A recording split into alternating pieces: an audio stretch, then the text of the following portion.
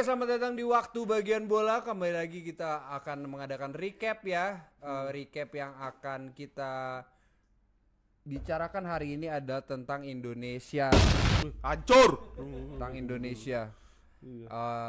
Akhirnya kita kandas, tidak bisa lagi mengikuti Piala Dunia 2026 setelah 2 kali kalah di kualifikasi ronde keempat ya. Iya. Lawan Arab Saudi kita kalah 3-2, lawan Irak kita kalah 1-0.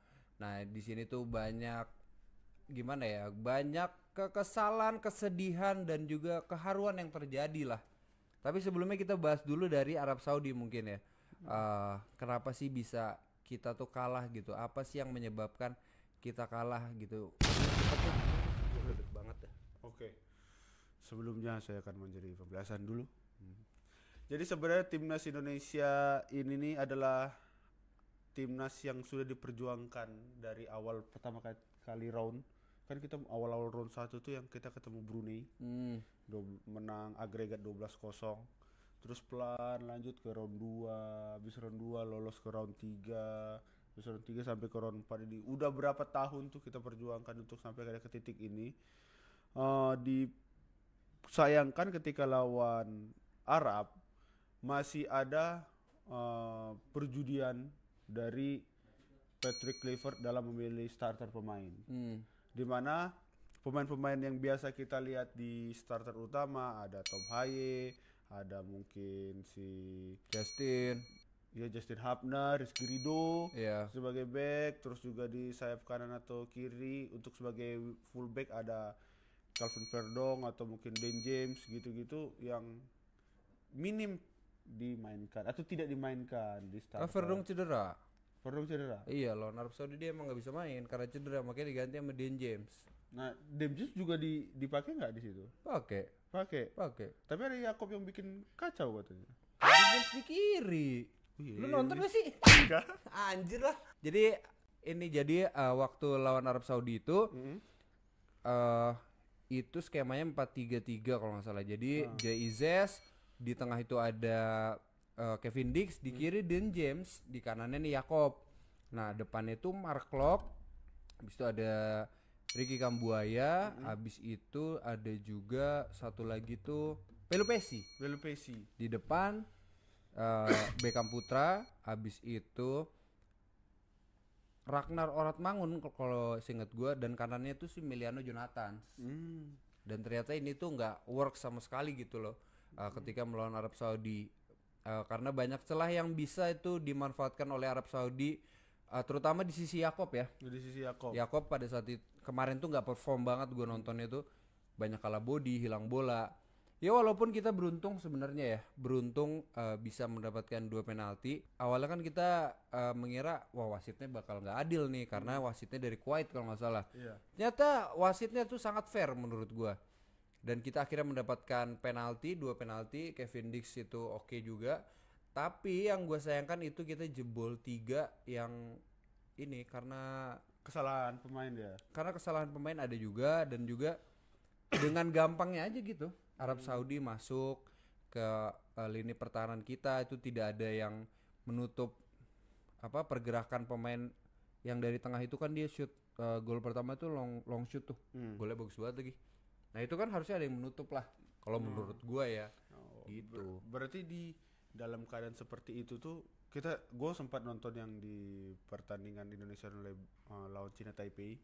Di situ Nathan Chow Aon kan powerful banget, muncul banget. Berarti di situ membutuhkan orang seperti Nathan harusnya untuk mengacaukan biar terjadi gol pertama. Menurut lu bagaimana? Enggak juga sih menurut gua, karena kan ini berbeda sebenarnya kalau China Taipei dengan Arab Saudi ya. Kelasnya itu berbeda. Tapi menurut gua kalau kita bandingin sama Arab Saudi nih, kita kelasnya sih nggak beda jauh. Ya gapnya nggak terlalu jauh lagi sekarang. Pemilihan pemainnya ini yang aneh menurut gua dari si Patrick Kluivert ini. Kenapa dia memainkan Mark Klok? Kenapa nggak Tom Haye gitu? Bisa juga Nathan, tapi kan Nathan lebih ke defensif ya. Mungkin dia bisa jadi serapa Pelupesi. Nah, itu yang maksud gua. Kenapa Pelupesi ini bagus secara defense permainannya, tapi dia nggak roaming di kiri kanan lari. Nah, itulah makanya butuh si siapa? si Nathan Choaon. Sedangkan Ricky Kambuaya ini lebih ke CMF, Bang. Dia bertahannya kurang, tapi kalau untuk attacking dia bagus. Passing-passingnya kan. Iya. Nah, itu pemilihan Mark Klok yang di tengah itu yang menjadi problem. Kalau mungkin itu diganti sama Kambuaya dan Mark Kloknya diganti dengan Choaon atau mungkin tipe-tipe Ivar Jenner sekalipun, Nggak dipanggil. nah itu itu aja pindah ke U23 kan, jadi Iya, makanya. makanya itu saya disayangkan, padahal itu produknya Sintayong dan menurut gua works juga dia kalau di timnas gitu Iya, loh. Nah itu dia nggak dipanggil, dipindahin ke U23 yang U23-nya kemarin juga waduh belum perform juga pas lawan India, makanya itu kurang jadi posisinya, makanya Mark Kloknya juga bingung di depan ngapa-ngapain.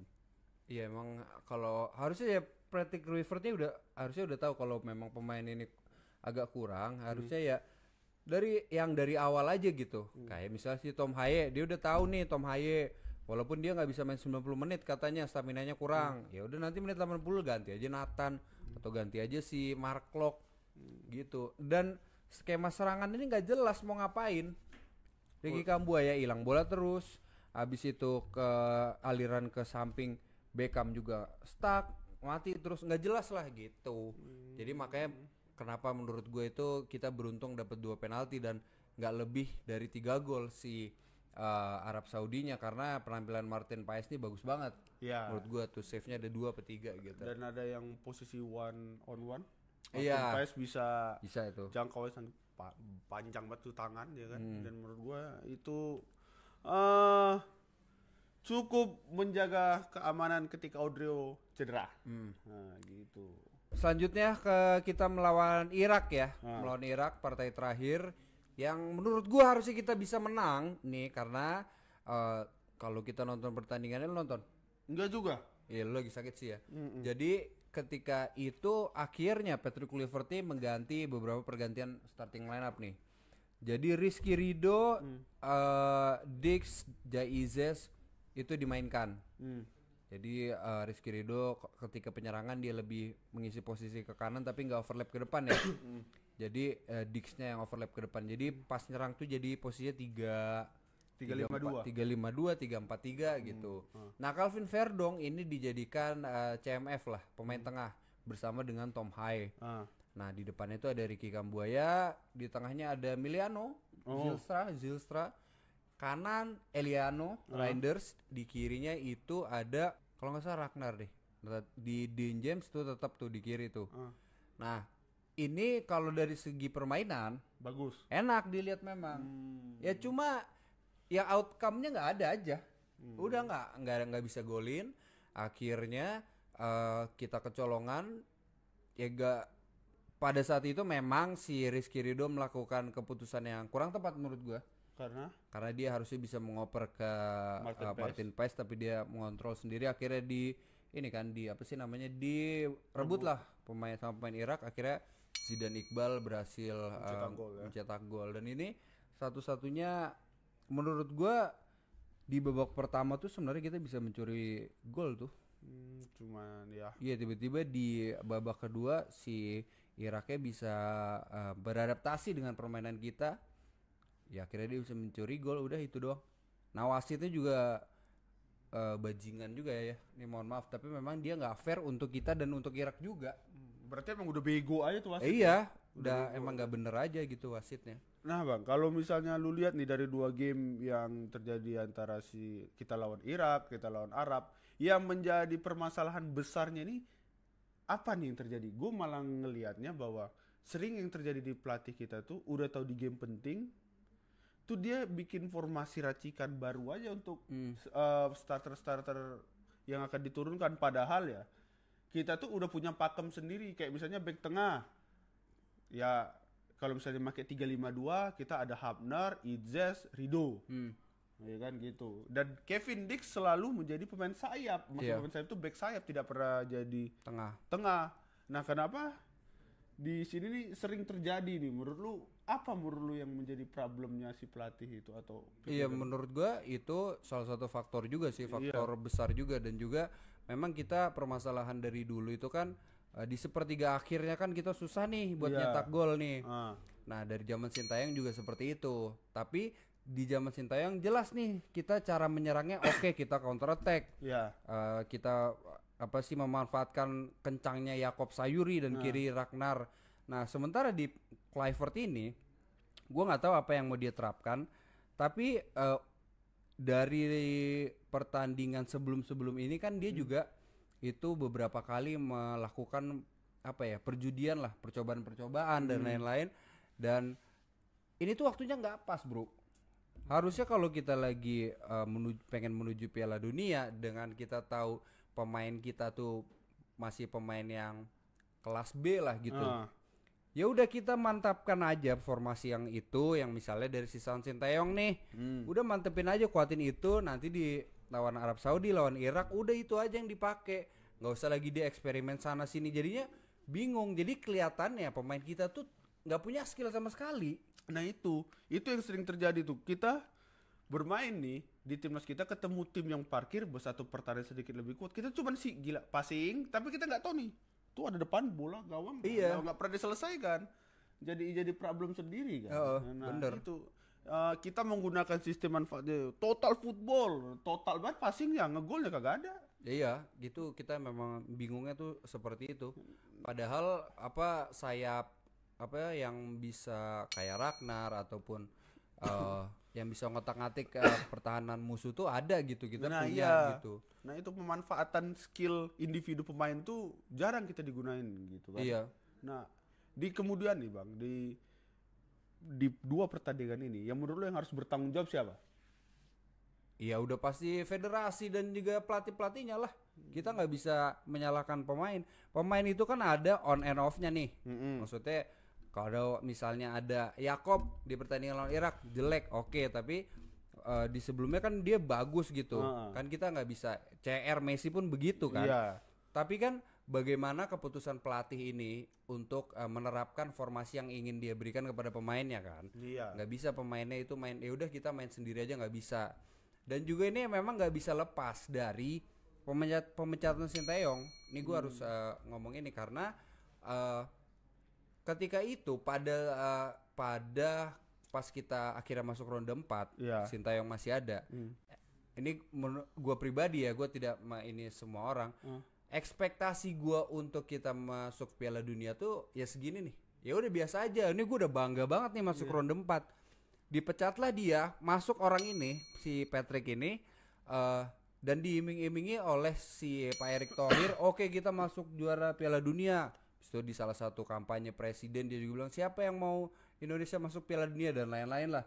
Ya ekspektasi orang jadi tinggi dong. Nah itu. Orang harus masuk nih. Kalau misalnya nggak masuk, ya lu cabut aja semuanya. Ya udah, dibikin hancur sama dia. Dan itu juga bahasan yang sekarang terjadi ini, banyak orang ngomong kan ya pelatih sekarang harus bertanggung jawab lagi nih segala macam. Yang bilang kita harus lolos siapa, kan pelatih ini nggak ada target lolos. Nah itulah yang bikin ini kok jadi lain di ujung lain di pangkal nih gitu bahasanya ya kan. Iya, maksudnya kalau memang kayak gitu ya udah harusnya Sintayong aja dari awal kalau emang gak ada mimpi kayak gitu. Kalau misalnya Sintayong ronde 4 nih akhirnya kalah nih sama Sintayong, ya udah kita tetap bangga. Ini kita jadi kesel anjir, jadi sedih.